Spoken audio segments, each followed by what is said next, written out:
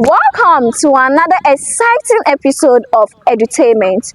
Joining us today is the founder of Giloc, an organization making waves. Now, if you are out there curious about what Giloc's mission and its impacts are all about, then you are at the right place. Stay tuned with us and let's go on a quick commercial break. When we return, we have our guests with us.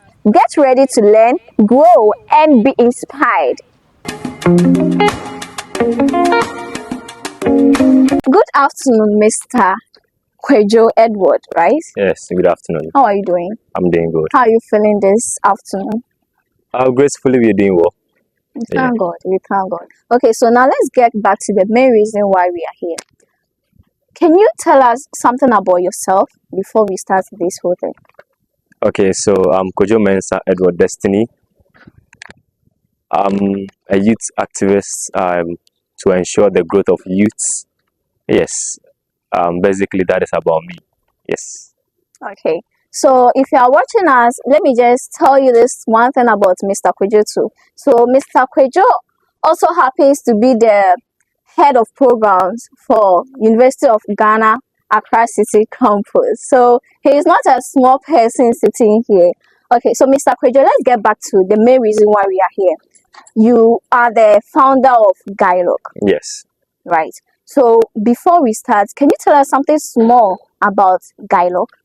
All right, so Giloc, which is Global Integrity Leaders of Change Africa. It is a youthful organization, and the focus is to foster development among the youth across the globe, whereby we want the youth of Africa to be able to compete with the rest of the world for survival and development.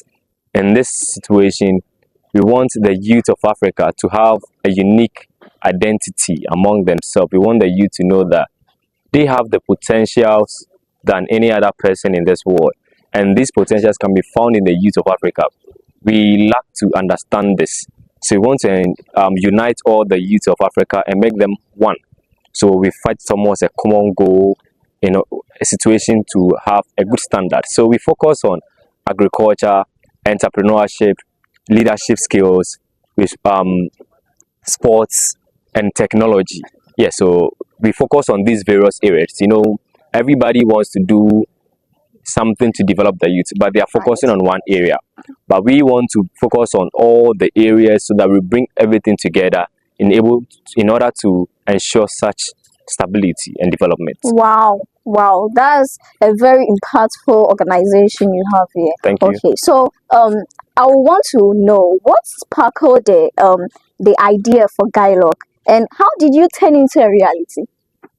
Okay, so it's a tough question. I'll say it is God, right? It is God who gave the idea, God who gave me the vision to change this goal and to go towards this. I believe that everybody on this earth has a purpose, right? And we are all purpose driven. So with that, most people are not able to achieve their purpose because they didn't get anyone to guide them to move with them. So doing, I decided that, okay, God decided, Kwadwo, why don't you put up this? Why don't you bring all the youth together and coach them? Coach them in the sense that they feel them find themselves, they can able to do something better, something good. When we pick the leadership aspect like this, we want to inculcate the charisma of integrity among the youth, whereby every youth will have an integrity life with them. In so doing, they will be able to do something nice, something good for the country and for the continent. So we just decided to go with that. So I would say it is God who gave the vision, and it is something that we were working towards. And by the grace of God, we've started most of our programs and training, and we've seen progress among the youths who comes out with testimonies of how they've been able to change, know their stand in life and what to do. Yes. Wow.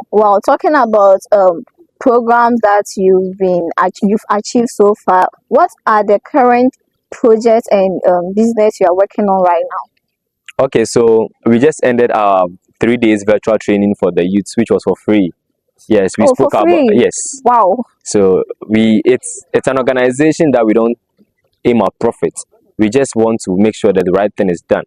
So we did the 3 days virtual training, which was we focus on power of the mind, which was the speaker was God Afo. God Afo, he's a lecturer and a memory trainer and the author of 37-7, one powerful book. I would recommend everyone to get 37-7. Right, I think I'll read that. Yes, so it is one powerful book that everybody needs to read. Then we have Mara Majid, who spoke about financial literacy and was able to educate the people about that. So then we have Honorable Rifat Yakubu, who is the president for National Academy of Student Achievements Award. He spoke about leadership. Yeah, so we just ended that. But now we have our main focus is on agriculture, which we've named it Climate Smart Agriculture. The Climate Smart Agriculture is a project that we want to ensure the youth, want to bring the youth into agriculture field, whereby we are trying to blend agriculture and climate situation, where we can use climate agriculture to solve climatic conditions. So we want to embark on this journey in senior high schools, whereby when we come to your school, the only thing we need is that the school provide us with the land. We will come with the seed and everything that you will need. And so doing, we are trying to engage the youth in planting food for the school. One, these are the profits. The school is going to get food for themselves, and the youth, or the, I don't call them kids, I mostly call them the youths, because the youth is what they are. So these people will also have funds. When they're able to get surplus, they can sell to the market, and these kids that engage in this will get funds for themselves. And also, we are using carrots, tomatoes, and legumes. According to research, I noticed that these ones work hand in hand with ensuring that there will be climate conditions reduced. So we are going with this. So we only have to come to the school. You give us the land, we help you. We come with the expertise to do the planting and to make sure your school have a standard of living for, in terms of food, the students having a skill or knowledge in agriculture, and also making profits for themselves. Very brilliant, very brilliant. So when it comes to your personal and professional lifestyle, how do you balance these two? All right, so I'm currently a student of University of Ghana, as you earlier on stated, and I'm an SRC executive, which is the program head. As you can see, it is difficult sometimes with academics, your position in SRC, and also the organization. So I try to schedule myself very well in order to meet the target. I'm much driven about the youth, so most of my focus is on the youth. Yes, academic is something that I reach prioritizing, but then I want to see that the right thing is being done. I want to see the growth of the youth, changes among the youth. So I try my best to schedule myself so well that none of this is going to affect. So as let me put this across. I think this is my camera, right? Yeah. So I still need people to apply. I need people to come. Yeah, we need more executives. We need more team to work with. So if you think you are passionate about youth driven, you are passionate about driving the youth, you would have to come on board. Right. Come on board so that we all work together as a common family. Come on board. I also encourage you to do such. Okay, so what is the most challenging thing you've ever faced? I mean, something that has been really challenging to you, and how did you overcome it? All right. So basically, as we all know, the basic challenge of every upcoming organization or startup organization is fund. Right? It is difficult to get fund or sponsorship from people to come and sponsor your programs. It is very difficult. But then, as I said, it is God who gave us the vision. So in any way that God comes in, we are able to achieve it. Yes, so by the grace of God, my board of trustees are really behind me very well. So whenever I need something, I just move to them that this is what I want to do, this is what I want to do. They give me the guidelines. So I would use this opportunity to say a very big thank you to my board of trustees who are doing well to support the organizations to the standard that we want to get to.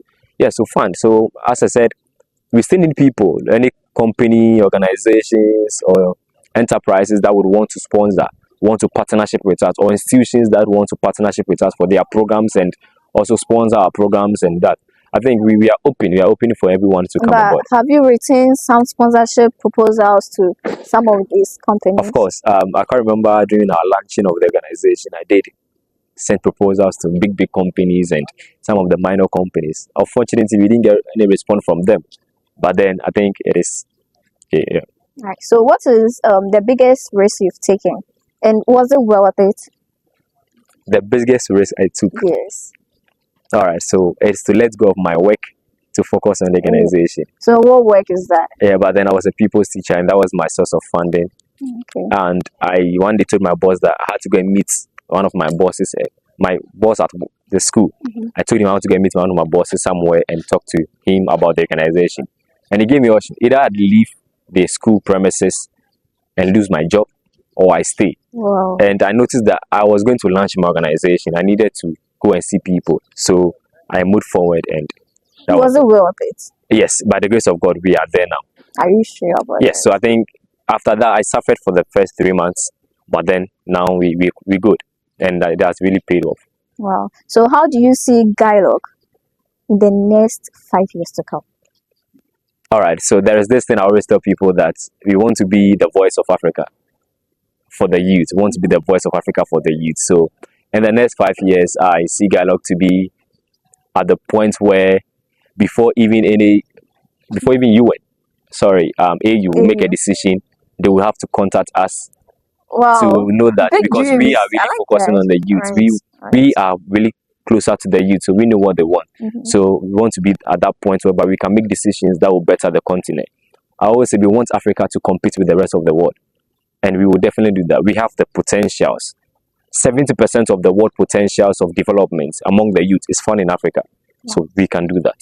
Yes. Right. So, if you have a chance to collaborate with any company at all, which company do you think you go for? Wow, that's a tough question. Okay, so company wise, I think every company is capable enough to work with. Yes, so provided they have our vision, they have what we want to do, they believe in our vision, and they chase our dream. I think we can work with all companies, being minor company, Just bigger mention company. one company, just one. All right, so I'll go with UNFPA. Right. Yeah, UNFPA and Right. AFRIA. Right. On this note, let's go on a very quick break. When we return, we have more for you. Welcome from the break. I am learning, and I hope you are also learning too. So, Mr. Kwadwo, Yeah. right. So, previously you said something about climate smart agriculture. Yeah. How is that going to impact Ghana and the youth? Okay, so climate smart agriculture, actually that is one of my major projects that I want to embark on. And let me give this scenario, right? So let's say we pick Presec Legon, we pick Prempeh College, then Ayoebi Senior High School, we pick Ofori Senior High Schools. So these senior high schools are engaged in agriculture. They are learning agriculture in school. So when we engage these students and we take them to the field, imagine these schools that I mentioned, or about just 10 schools, are into producing tomatoes, and it's on a large plantation. Just imagine the number of tomatoes we are going to have. There's no need to even import tomatoes again, and these students can use those tomatoes to feed themselves in school, and also can sell it to the market. And now, not only these 5 schools, it is going to be a nationwide something. So if all senior high schools, or I think 1/3 of the senior high school, or 2/3 of the senior high schools are engaged in this, it is going to help the country. We are going to get more revenue from this. Still applies to what's the name, carrots and the rest. So I think this project, I would want to put a challenge out there that the government should look out for us to embark on this project. What's the name? UN should do that. AU they should all come together. This is a project we want to do for the youths and for the students, and also for the continent and the world.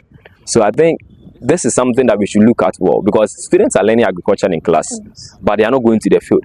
This time we are taking them to the field. We are training them, because with statistics that I had, most students that are from the rural areas, you could realize that their parents are into farming, but they are not doing the practice side. So when they come to school and they learn more things, they can go home and do that, and they can even those the so-called DBs, when they go home, the small land they have, they can do their backyard garden, and it's going to support them personally.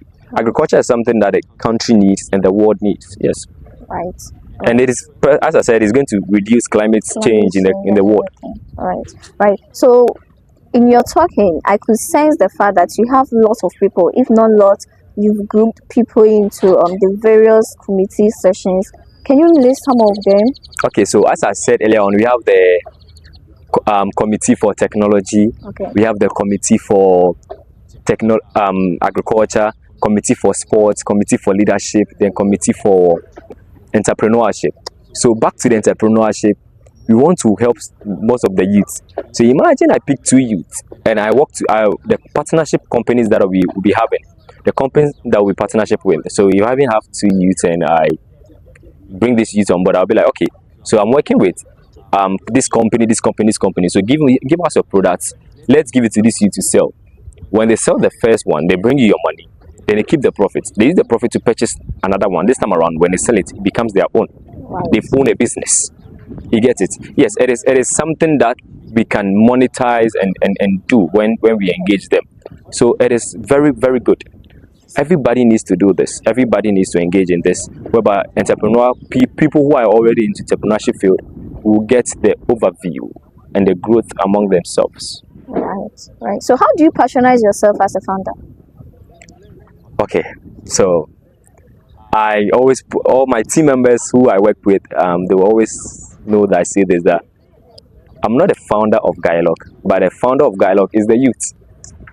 Yeah, so because I'm not the one doing it, it is the youth that are doing it. So the Giloc belongs to everybody. It is not for me. Yes, I brought the idea, but it doesn't belong to me. Just like saying that I like biblical. Let's go to the Bible, where Jesus was brought to earth and Jesus came to die on the cross for us. I wouldn't say the death of Christ was for him. He was sent by the Father, and the death he died because of some people or the sinners. So he died because of sinners. So dying on the cross was for the sinners. It is not for him. So if I bring Giloc, it is for the youth, not for me. So everybody is the owner of Giloc. Yes. So you here, should you join Giloc, you are a president and executive of Giloc. I've actually not heard this type of analogy before. Such an amazing. If people could actually think, wait, but don't you think that by you saying such a thing, like every member of Giloc is a boss in quotes? So when it comes to decision making, I believe that you include everybody in decision making. But then Definitely. how do you make sure that decision is really firm? I mean, it stands firmly to make sure that it doesn't speak against some people and it doesn't, because we are in a society where decision making might vary from the individual. So how do you make sure that particular decision is firmly standing? Okay, so it is 2 things. One, I listen very well, and I put moral ethics. Ethical wise, when thing is right, it is right. Someone might disagree, but then when we all know this, what we are doing is right, yes, definitely we go towards it. Yes, I will definitely have my final say at the end, but I always listen, because you are in the position to tell me what is happening. Imagine you pick me from this place to let's say in Kumasi, that I should go and do a project there, because I'm a learned from that on that field or that particular project. That doesn't mean I can do that project. I met people there, they are already in the situation, so I have to put myself in that situation. If I'm supposed to also go hungry for 3 days to know that this is what hunger is costing the people, I will put myself down and I'll go hungry for 3 days in order to notice that, oh, so this is what these people are feeling. At the end of the day, I'll know how I would want the problem to be solved in my way, so that I'll be okay. I believe that same situation will apply to everybody, so I'll solve it in the same way for everybody to also be okay. So everybody has a say in Giloc. Everybody have a decision to make in Giloc. At the end of the day, we are all looking at the best, and we are picking the best. That's really nice. Okay, so let's come back to this. What is your favorite part about being a leader or a founder? What's that thing that's so amazing about you being the boss of something like that? Okay, so I wouldn't use the word boss. I will use the word servant, because I believe that as a leader, I am a servant.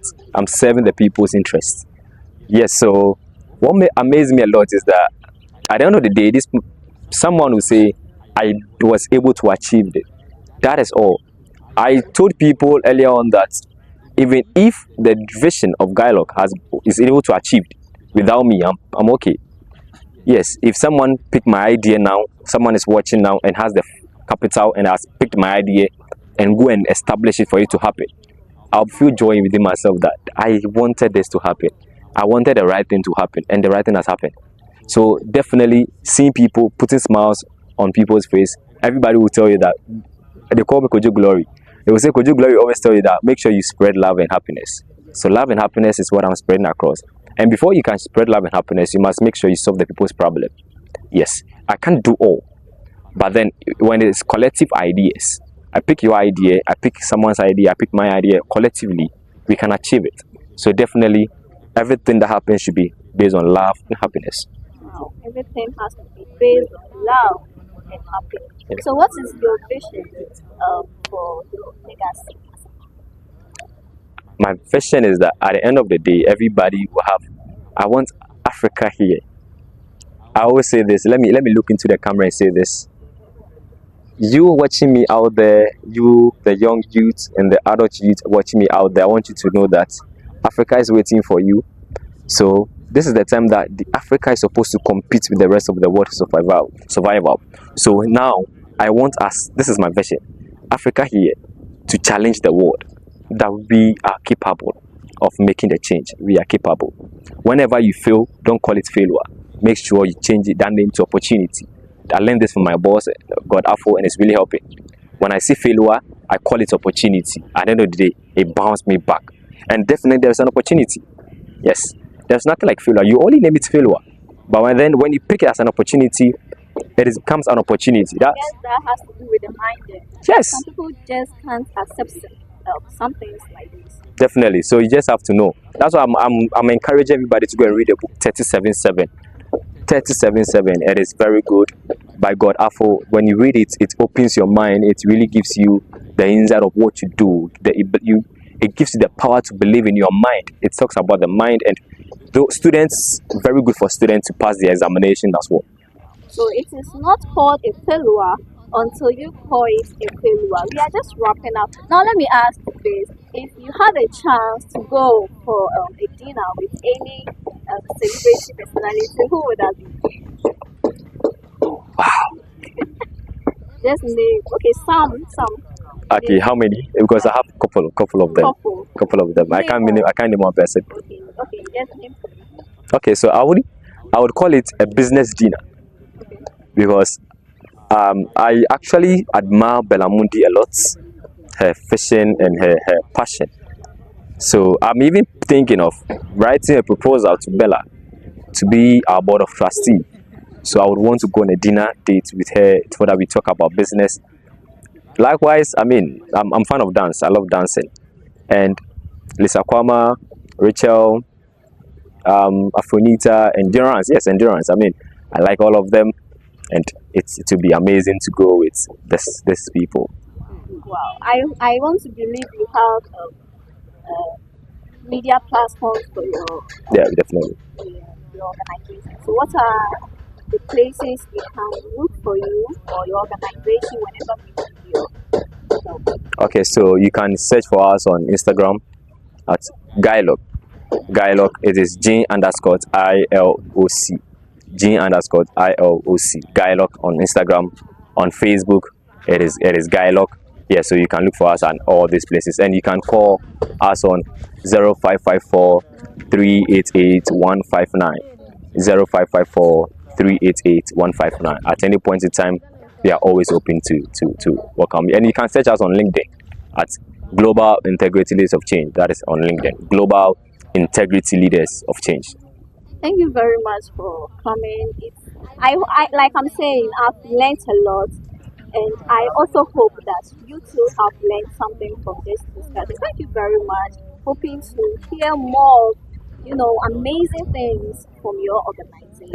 Thank you. And you out there, don't also forget to follow ESL Spread on our various social media platforms, and make sure that you stay in touch with us on every content that we create. What's your last word? Okay, my last word is to say a very big thank you to all those who have been part of the dream. My able small executives, that of my communication director, Debbie, my co-founder Eugenia, that of Fauzia. I mean everybody. I can't mention all names. Edna, Dorothy. God bless you all. And most importantly, my board of trustees, Honorable Rifat Yakubu, Mr. Franklin Ajete of Project Know Thyself, and God Afo. Yes, so I want to say a very big thank you. I really appreciate your efforts and guidance towards this organization, and we believe and we know we'll definitely get there. Thank you. Thank you very much. Once again, this is Earshot Spread, entertainment at your doorstep.